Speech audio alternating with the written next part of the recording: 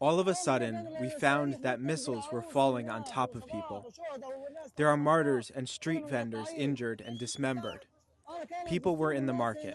It was packed. These people are innocent civilians. They are not Hamas.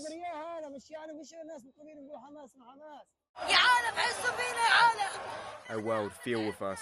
We are tired. The martyrs are spread around. Call us ambulances. Bring us ambulances. We were sitting around, and all of a sudden, this happened. These men aren't looking for survivors. Amid the rubble of another Israeli airstrike, they are here for the bodies.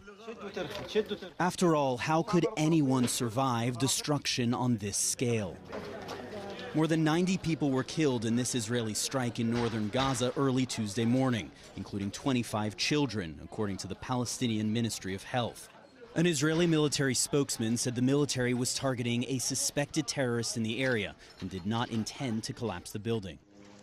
But the bodies have not yet all been counted, as this man can attest. Here's a body, and here's another, and another, he says, pointing out their locations.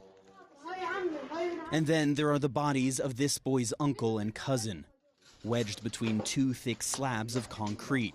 A pair of feet is all that is visible. Gaza's rescue workers cannot reach this part of northern Gaza, which has been besieged by the Israeli military for nearly a month.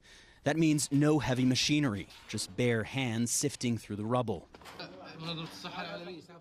Dr. Hussam Abu Safiya is one of just 2 doctors here, and he's growing desperate, calling for a humanitarian corridor to bring surgical teams to his hospital. There are children with bones protruding from their bodies needing orthopedic surgery.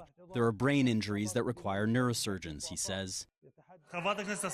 But Israel's parliament may make matters worse. In an overwhelming vote, Israeli lawmakers moved to ban UNRWA, the main UN agency aiding Palestinians, from operating in Israel or engaging with Israeli officials. Israel accuses UNRWA of ties to Hamas after linking a handful of its thousands of employees to the October 7th attacks, a blanket charge UNRWA vehemently denies.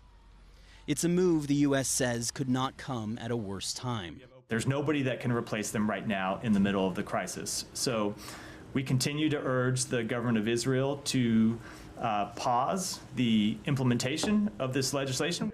In Gaza, that urgency is all too real. If UNRWA is gone, who is going to feed us? Who will provide us security, this young man asks. Who is going to take us in? Jeremy Diamond, CNN, Jerusalem.